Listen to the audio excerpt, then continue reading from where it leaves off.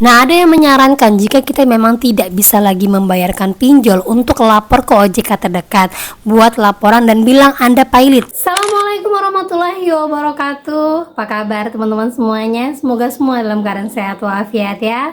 Diberikan kesehatan, kelancaran, serta kemudahan dalam segala urusan apapun itu. Hari ini makin semangat kita, makin kita kuat mental. Oke teman-teman, kali ini saya akan membahas tentang ternyata pinjol-pinjol ini kena skakmat sama ibu ini, dan akhirnya semuanya pada cuci tangan. Nah, pinjol-pinjol apa saja itu kita akan bahas secara tuntas. Tapi sebelumnya saya harapkan kalian semuanya sudah subscribe channel ini agar channel ini terus berkembang dan dapat memberikan informasi terbaik buat kalian yang galbay. Oke teman-teman, ini dia buat kalian.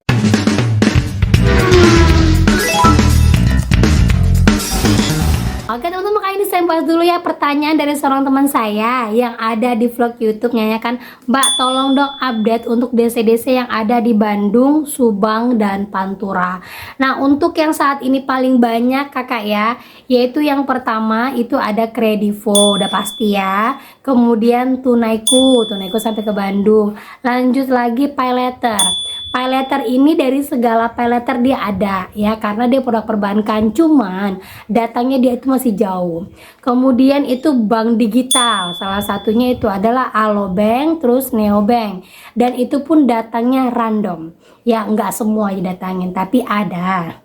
Lanjut lagi itu ada HCI, lanjut lagi itu ada Akulaku, kemudian Kredit Pintar, lanjut lagi di sini ada Cairin. Kemudian lanjut lagi Pinjam Yuk. Pinjam Yuknya ini pun random ya, nggak semua didatangin. Terakhir lagi Singa ID, lanjut lagi Uatas, dan yang terakhir itu adalah Julo, yaitu ya yang lagi rame saat ini ya di daerah Bandung, Subang, dan Pantura. Kalau seandainya ternyata ada yang tidak saya sebutkan itu datang ke tempat kalian, itu berarti dia random. Bisa jadi dia datang aja ke tempat kalian tapi tidak di tempat yang lain. Cuman di sini saya sampaikan tidak semua yang galbay itu didatangin DC, yang pertama.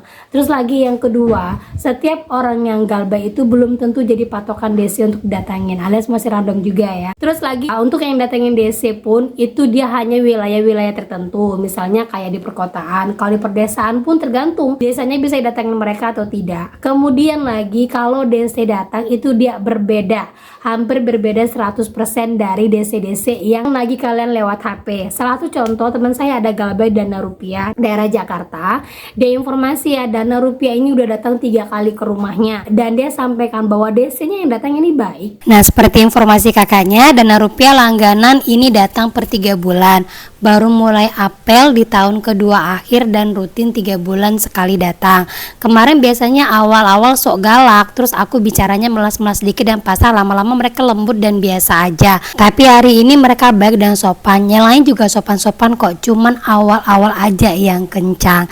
Nah ini ya perbedaan antara DC yang maki-maki di telepon sama yang datang, itu rata-rata yang datang hampir ya, tidak semuanya sih ya, hampir baik semua. Nah itu dia teman-teman ya, ingat Dana Rupiah lagi hype DC-nya di daerah Jakarta, dan itu pun untuk yang galbay 3 tahunan ke atas. Yang galbay 2 tahunan setahun masih aman nggak mbak? Saya nggak bisa bilang dia aman, tapi yang perlu kalian garis bawahi adalah DC yang datang itu baik dan masih aman. Walaupun dia terkesan memaksa, tapi kalau kita jawabannya satu, belum ada dana, lama-lama dia akan pulang. Itu cara menghadapi DC, tidak perlu pakai kekuatan. Yang penting selama dia sopan, kita pun juga harus sopan gitu ya.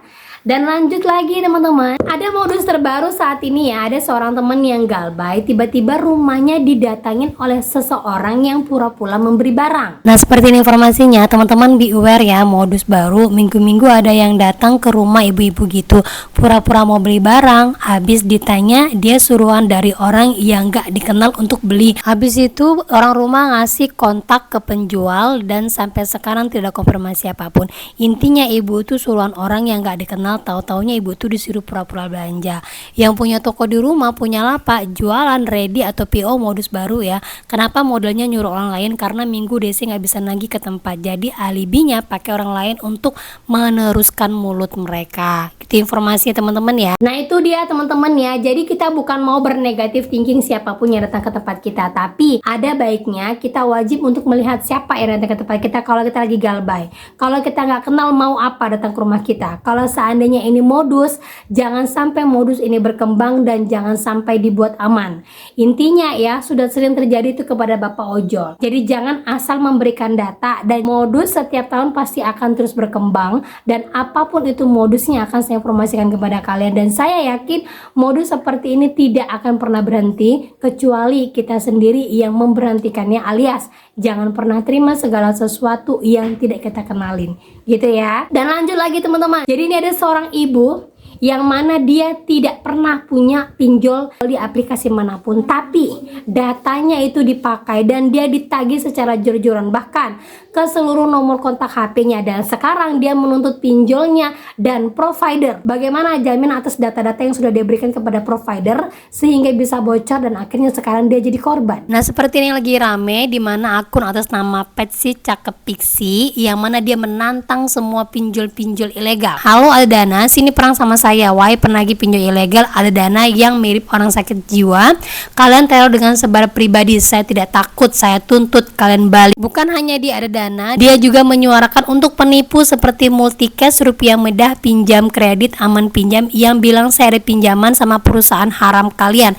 Berani sebar bukti, bisanya retas data pribadi, sebar data. Sampai kapan kalian sembunyi? Saya akan terus menuntut kalian di semua aplikasi yang satu atap dengan kalian. Nah, ada yang menyarankan jika kita memang tidak bisa lagi membayarkan pinjol, untuk lapor ke OJK terdekat.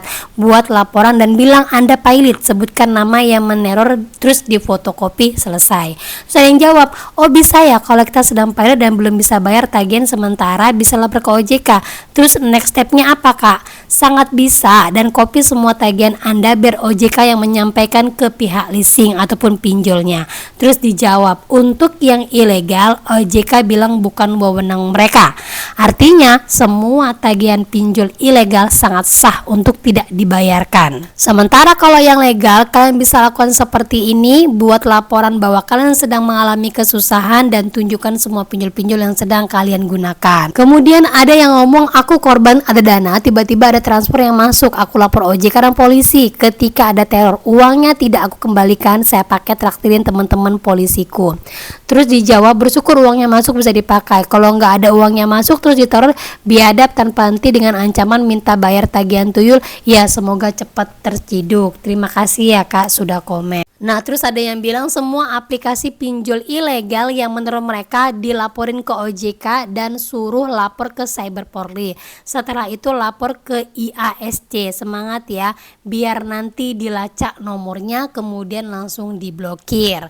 Nah, kalian bisa cari IASC itu di Google, kemudian kalian bisa buat laporan di sana. Kemudian lagi ada yang mengatakan kalau kita mau ngelapor ke polsek itu di mana ya? Ya lapor ke polsek terdekat saja. Nanti dikasih surat pernyataan yang bisa kita upload di medsos untuk membuktikan kalau kita korban penipuan.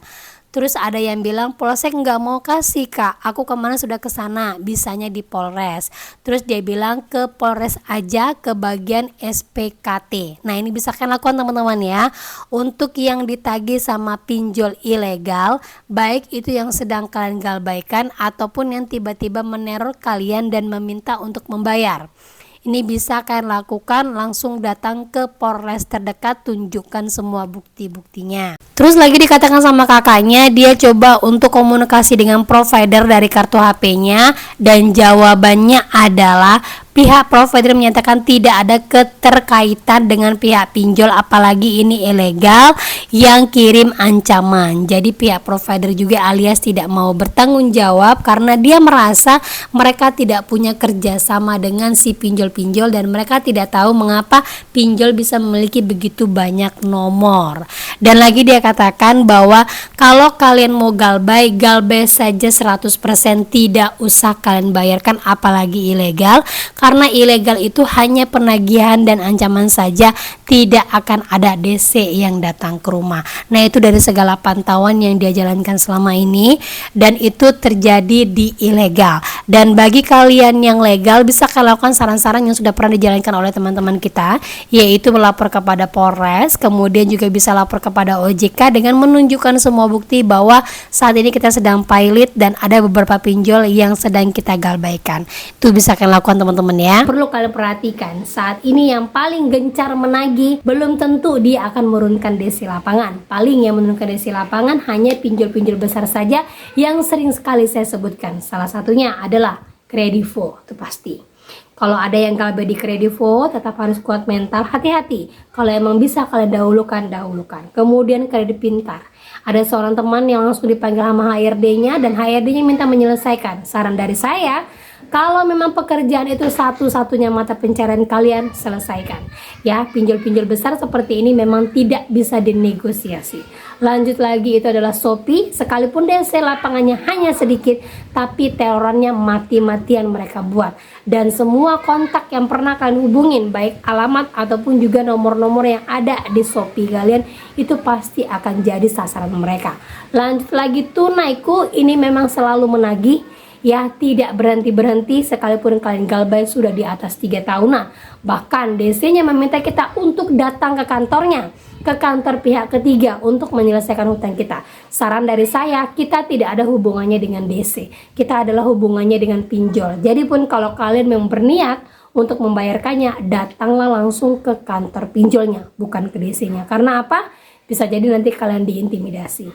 Tuh ya, dan lanjut lagi, itu adalah Aku Laku, kemudian HCI, kemudian Indodana, dan yang terakhir adalah GoPinjam. Itu adalah pinjol-pinjol yang pasti akan menurunkan DC lapangannya, dan itu sifatnya tidak random, alias dia pasti datang walaupun jaraknya jauh. Jadi menjelang lebaran saat ini, ingat, segala modus pasti akan keluar demi untuk mengelabui kita. Jangan pernah takut dan jangan pernah kalian berpikir bahwa hari ini adalah hari terakhir saya. Tidak. Banyak orang yang galbay dan memutuskan galbay serta berani galbay karena memang keadaan. Banyak orang yang baru berani galbay setelah hancur-hancuran. Banyak orang yang baru memulai galbay karena sudah tidak lagi pemasukan. Dan semua itu tergantung dari kalian. Daripada kalian terus gali lubang tutup lubang demi untuk nama baik kalian, lebih baik nama baik rusak sedikit tapi hidup kalian lebih aman. Gitu teman-teman ya. Nah oke, itu dia informasi yang bisa saya sampaikan buat kalian. Semoga informasi ini menjadi mood booster, semangat baru lagi dan kuat mental. Serta akhir kata saya ucapkan Assalamualaikum warahmatullahi wabarakatuh.